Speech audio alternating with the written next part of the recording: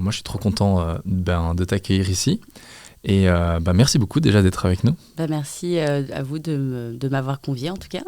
C'est trop chouette, franchement c'est un sujet qui me passionne, le cinéma, mais surtout l'impact que le cinéma peut avoir par rapport à tous ces enjeux dont on va discuter aujourd'hui. Mais peut-être avant de plonger dans le vif du sujet, je vais peut-être te présenter aux personnes qui ne te connaissent pas et qui seront nos auditeurs, nos auditrices aujourd'hui. Tu es diplômé à la base de la New York Film Academy à New York. Tu as passé quelques années, en fait, tu as bossé en tant qu'assistante réalisation chez HBO, je ne sais pas comment il faut le dire. HBO, c'est mieux.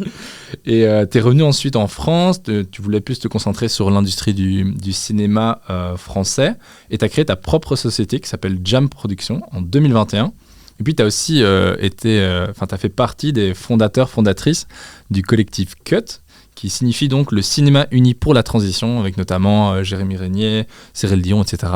On en parlera après, en tout cas j'ai hâte de découvrir un peu plus là-dessus, mais au-delà de cette présentation un peu plus académique, on va dire, c'est qui Julie aujourd'hui? Comment tu te définirais autrement? Comment je me définirais?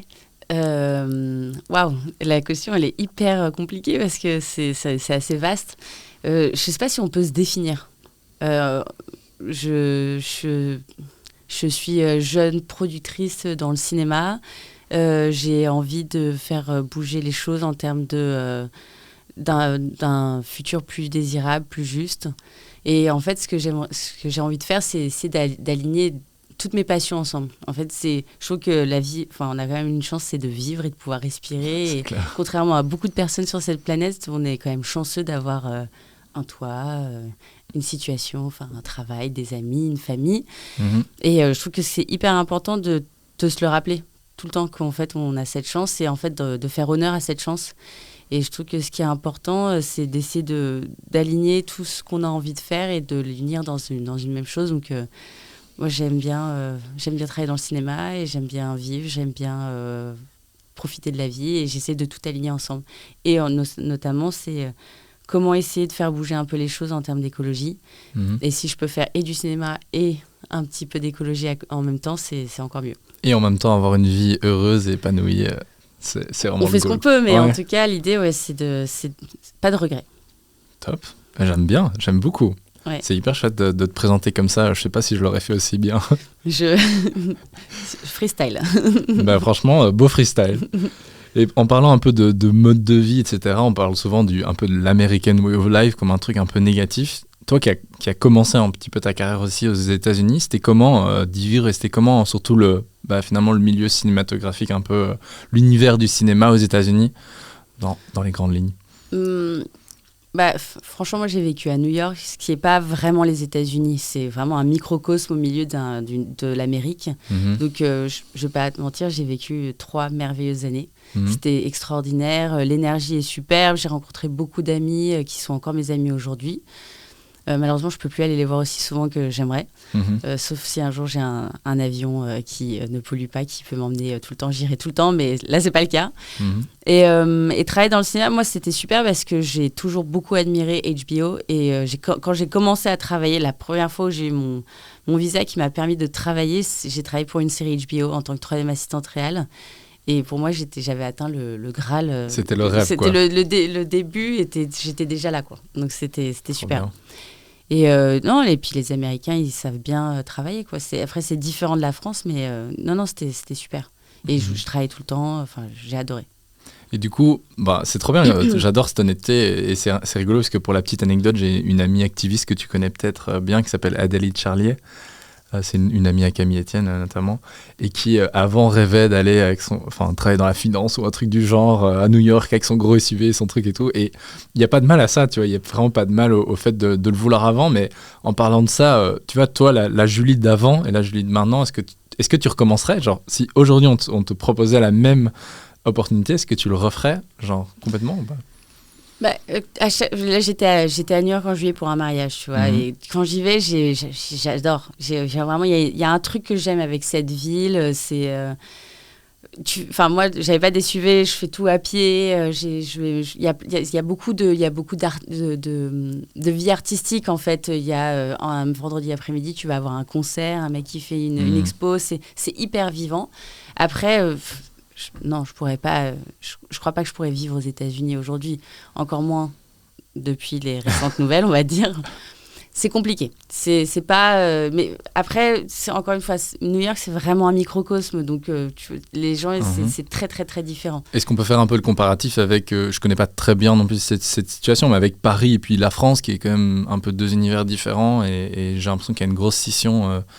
Est-ce que c'est un peu la même chose ou Je sais pas trop. Le truc, c'est que je connais pas. Enfin, j'ai grandi en banlieue, mais je connais pas très bien le reste. Enfin, je me balade en France, mais ce que je veux dire, c'est que je pourrais pas. Comme j'ai pas habité dans d'autres endroits que soit la banlieue, soit Paris, je pourrais pas trop te dire. Ok. Mais je sais pas. Après, c'est différent. Il y a une culture. Tu sais, vraiment, on n'a pas la même culture. Ouais, c'est clair. Après, il n'y a pas de mal, je pense, au fait de vivre ou à Paris ou à New York, etc. Je pense que c'est juste que dans l'ensemble, les modes de vie ou les imaginaires, du coup, on va en parler aujourd'hui un peu de ce que c'est, qui sont véhiculés là-bas, sont parfois pas hyper compatibles avec peut-être les valeurs qu'on a envie d'avoir. Ceci dit, dans des grandes villes, il y a aussi plein d'initiatives qui démarrent, et souvent, c'est beaucoup plus progressiste finalement que les campagnes. Donc, oui, quand je suis arrivée à New York, j'étais très heureuse parce que j'étais végétarienne, et à Paris, très compliqué. Je suis arrivée en 2011 à New York, et quand j'arrivais dans un restaurant à Paris, il n'y avait pas de plat végétarien, ou alors c'était vraiment un truc qui n'avait aucun intérêt. Et j'aime bien manger. Donc j'étais vraiment très frustrée. Ouais. Et quand je suis arrivée à New York, les options végétariennes, c'était partout. Il y avait des restaurants. En 2011 ? Ah mais non, mais ils étaient tellement précurseurs. Mais ils étaient précurseurs aussi sur le traitement des déchets et tout. Après, ils ont un peu dérivé, mais les États-Unis, ils ont beaucoup été précurseurs dans le mouvement écologique. Mais ça, j'avais vu ça à San Francisco notamment sur le traitement des déchets, mais trop intéressant. C'est quoi les différences majeures aujourd'hui entre finalement le cinéma américain, européen, français Je sais que c'est une question peut-être un peu globale, mais... j'en parlais encore hier avec quelqu'un. Je crois que la différence majeure, c'est que... déjà, il y a 3 postes pour en France, tu as beaucoup moins de personnes qui travaillent sur un tournage. Et surtout, en fait, par exemple, le réalisateur, qui est en France l'artiste principal, qui est donc auteur-réalisateur, technicien-réalisateur, il n'a pas du tout cette place aux États-Unis. Tu es plutôt considéré comme un technicien. En France, le réalisateur va être plus roi, contrairement aux États-Unis, où au final, si ça ne va pas, il n'y a aucun problème pour que tu t'en ailles. Ok. Je pense que c'est le truc majeur. Et dans plutôt l'industrie, peut-être l'impact de l'industrie, et puis ce que l'industrie produit, est-ce qu'il y a des grosses différences aujourd'hui, évidemment un peu plus liées aux enjeux écologiques? Ce qui est marrant, c'est que j'ai donc la mère de ma mère qui habite à New York, qui est première assistante réalisatrice. Et quand je suis... je sais plus en quelle année j'étais allée la voir à New York. Elle travaille sur une série de HBO. Elle fait beaucoup de séries HBO. Elle a bossé pour une série qui s'appelle Vinyls, avec Bobby Cannavale. Super série. Et elle me dit, oui, alors on a arrêté d'imprimer des scénarios, imprimer les day-to-day et tout ça. Et je me suis dit, waouh, on faisait pas du tout ça en France. Et je me suis dit, waouh, c'est génial. HBO est déjà en train de faire un move. Mais après, ils se sont complètement... ça s'est arrêté là. Il n'y a pas eu le grand mouvement dans lequel la France s'est engagée aujourd'hui, je trouve. Ok. Mais ça, justement, je pense qu'on va pouvoir en parler un petit peu avec Cut, parce que, un peu de ma compréhension, en tout cas en Belgique, j'ai une amie qui a un peu le même pendant, qui s'appelle Ciné-Collab, et globalement, leur deux missions, c'est les éco-productions et puis les récits, les imaginaires véhiculés dans le cinéma. Et j'ai l'impression que tout comme les entreprises, c'est on trie nos petites bouteilles en plastique sur les tournages, et puis basta. Voilà. Et alors, il faut plus de bouteilles en plastique sur les tournages, c'est mieux. Oui, non, clairement. Mais j'ai envie de dire, c'est vraiment la toute première étape vers ces éco-productions ou vers plus d'engagement dans le cinéma. Est-ce que tu peux du coup nous présenter un petit peu Cut et peut-être nous faire le lien avec l'impact du cinéma et puis vos objectifs avec Cut? Ouais, donc Cut, c'est donc Cinéma Uni pour la Transition, qui est né d'une initiative de Jérémy Régnier, qui en fait s'est rendu compte, en voulant changer les choses dans le cinéma, qu'il y avait plein de choses qui existaient, mais qu'il n'en avait jamais entendu parler. Et donc, il a créé le collectif Cut. Donc, on est avec Carole Scotta, Flore Vasseur, Cyril Dion, Swan Arlo, Yam Abbas, qui était au tout début également, Juliette Vigoureux. Et maintenant, on est avec Guillaume Callop, qui fait le Festival des Arcs. J'espère que j'ai oublié personne, j'ai un petit doute. Pas de souci, au pire, on rajoutera. Et donc, en fait, l'ambition première de Cut, c'était vraiment de mettre en avant toutes les initiatives qui existaient pour la transition écologique du cinéma, dont, en fait, les gens n'entendaient peut-être pas forcément parler.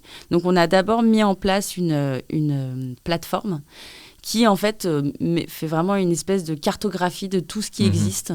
Et il y a déjà beaucoup de personnes qui sont investies, qui ont fait des projets qui sont super. Et donc ça, c'était la première initiative. Donc, c'était fédérer et mettre en lumière l'existant et aussi d'analyser un peu les trous dans la raquette. Et tu vas devoir...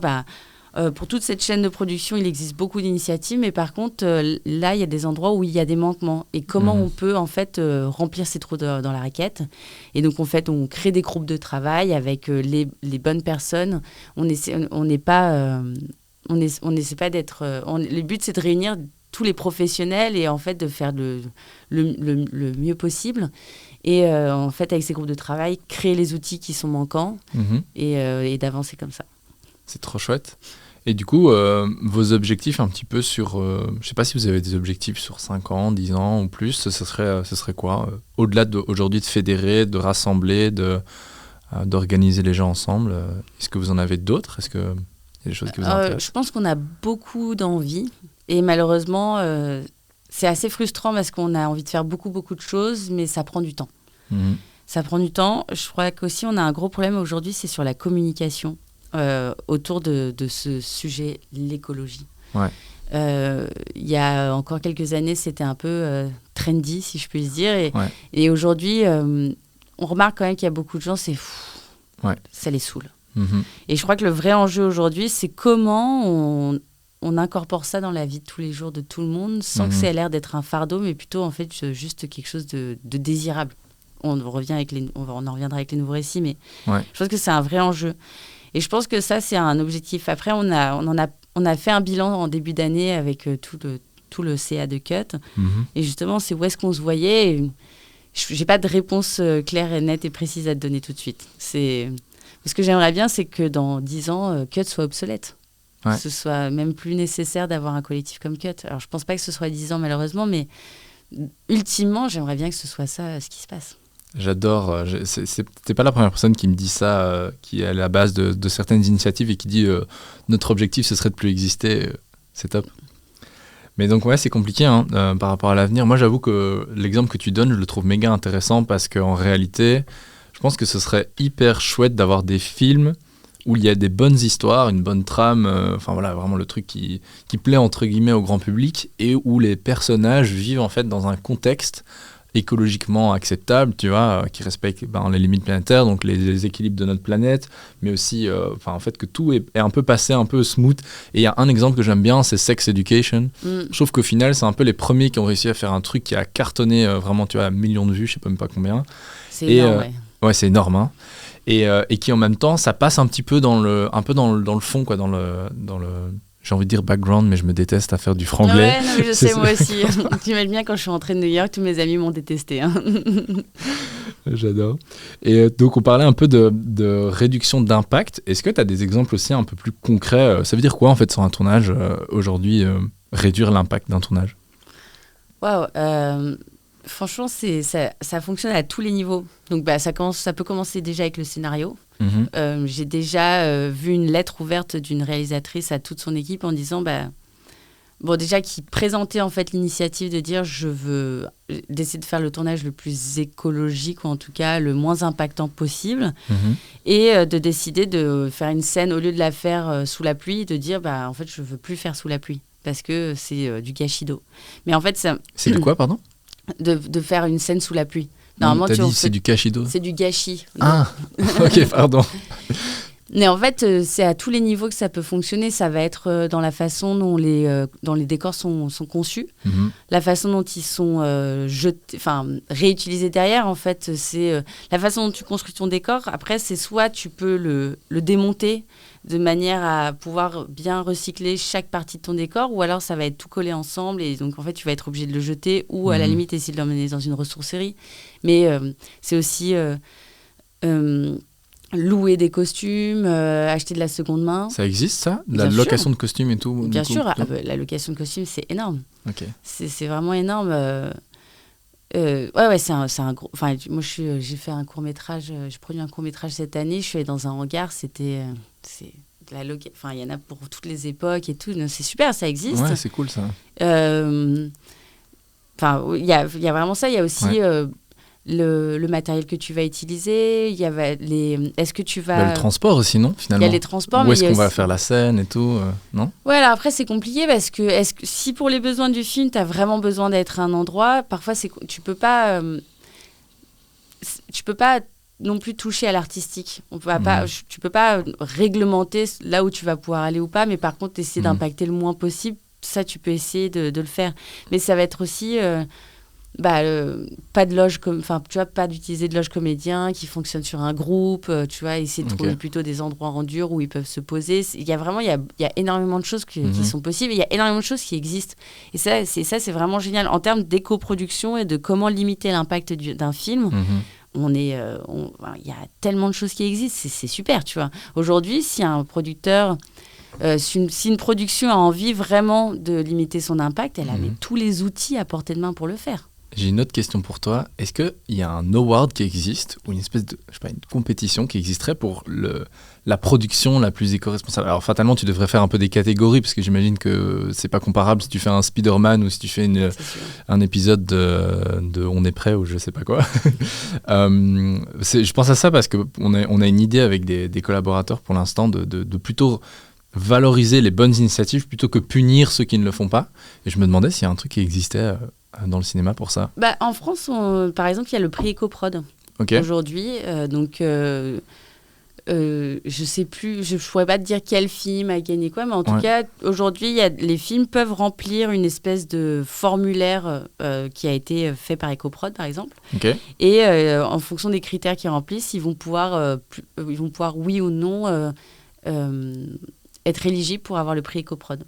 Je sais que par exemple il y a 2 ou 3 ans à Cannes, c'était Acide, le film avec Guillaume Canet, qui a eu le prix EcoProd. Donc il y a déjà ça qui existe, et puis après il y a aussi des éco-bonus. Il y a des régions, je crois que la région Île-de-France et la région de Corse. Si tu montres patte verte, on va dire, plutôt que patte blanche, tu as un bonus financier. Ok, c'est intéressant. Donc il y a déjà un peu la carotte entre guillemets qui existe pour certaines productions. Il y a peut-être d'autres choses, mais j'ai pas tout en tête forcément. Mais en tout cas, oui, il y a des. De toute façon, on peut pas être punitif parce que, encore une fois, par exemple, c'est le CNC qui a demandé, qui a créé le plan action et qui a demandé à ce que tous les films fassent un bilan carbone en amont du film et à la fin du film. Donc c'est le prévisionnel et le définitif. Oui, aujourd'hui, ils le font beaucoup pour récupérer de la donnée, pour pouvoir avoir une idée de vraiment quel est l'impact d'un film et en fonction du budget et tout ça. Après, ils ne pourront pas être dans le punitif parce que, encore une fois, tu peux pas brider l'artistique. Tu vois, si ton film il a absolument besoin d'être à l'autre bout du monde, j'en sais rien pour quelle raison, tu peux pas. C'est pas au CNC d'être juge de ça en tout cas. C'est intéressant, hyper intéressant. Et donc là, on a parlé vraiment de l'aspect, on va dire, plus carbone. Maintenant, parlons un petit peu de l'aspect plus des messages, des récits, des imaginaires qui sont transférés dans les films. Avec Cut, il me semble que vous avez mentionné que le cinéma, en fait, et moi j'en suis convaincu aussi, a un peu ce super pouvoir pour mobiliser les gens, pas que pour les sensibiliser. J'ai l'impression qu'on a déjà fait beaucoup de ça, beaucoup de documentaires avec on montre les problèmes, on montre que c'est la merde, hein, excuse-moi le mot. Non, tu peux le dire. Je pense que je peux le dire. Comment on fait pour du coup motiver les gens? Est-ce que finalement le cinéma a un peu ce super pouvoir selon toi, selon vous? Oui, je pense qu'effectivement le cinéma il a ce super pouvoir. C'est un truc que je reprends souvent comme exemple, mais c'est quelque chose qu'on a mis dans notre manifeste quand on a présenté l'initiative Cut au tout début. C'est que les Américains, quand ils sont arrivés dans les années 40, ils sont arrivés avec leur film, la American Way of Life que tu as mentionné tout à l'heure, et tout le monde a voulu avoir cette vie. C'était le rêve américain. Donc ils ont été capables de nous vendre quelque chose juste par leur film. Et je pense qu'aujourd'hui, je pense que c'est le gros défi de notre époque. Parce que malheureusement, aujourd'hui, quand tu vois les films du futur, on est sur du Mad Max, tu vois. Donc, plus de pétrole, plus d'eau, on va tous mourir, ça va être un enfer. C'est la loi du plus fort. On en a déjà assez aujourd'hui de la loi du plus fort. Mais je veux dire, c'est vraiment ce qui est vendu pour le futur. Et le vrai défi aujourd'hui, je pense, pour le cinéma, c'est enfin, pas le cinéma, pour tout le milieu artistique, je pense que c'est pas que le cinéma, et je pense que c'est pour toute la société. C'est vraiment, quel futur on peut raconter qui se devienne désirable et juste, suffisamment désirable, justement, pour que on donne envie aux personnes qui regardent les films et toutes les personnes d'avoir envie de se battre pour ce futur. Parce qu'aujourd'hui, je pense qu'il y a beaucoup de gens qui se disent, mais de toute façon, foutu pour foutu, je vais pas, ça sert à rien que je fasse un effort. Il y a des mecs qui font ci, il y a des mecs, c'est facile. Et ce que je comprends totalement, je suis pas du tout dans le jugement. C'est très très facile d'aller dans cette dérive parce que en même temps, c'est un peu, ça peut être très très très vite désespérant. Et justement, je pense à travers le cinéma, c'est en fait voilà où est-ce on peut aller vers là. Et en fait, ça vaut le coup de se battre, ça vaut le coup d'en avoir envie. Et je pense que c'est le défi. Ouais. Ah, c'est sûr qu'il y a un gros défi, mais c'est aussi là où je pense qu'il y a donc le plus de travail à faire, mais le plus de potentiel pour mobiliser les imaginaires au sens large. C'est-à-dire que le cinéma, la culture au sens large, l'art a vraiment cette capacité pour moi à toucher les gens au niveau émotionnel. Et je pense qu'on est des êtres irrationnels. On dit tout le temps, on veut tout le temps être rationnel, mais on est fondamentalement irrationnel. Et donc je pense qu'on est drivé par ça, par des émotions, par des envies, par des valeurs, par des rêves. Et donc ouais, personnellement j'en suis convaincu. Et donc comme tu le sais peut-être, avec Autrement on essaye de parler de ça, mais moi aussi dans mon travail sur cette fameuse question des nouveaux récits, si toi tu devais un petit peu la redéfinir au final au sens large, enfin en fait, ça veut dire quoi pour toi ce terme aujourd'hui? Les nouveaux récits.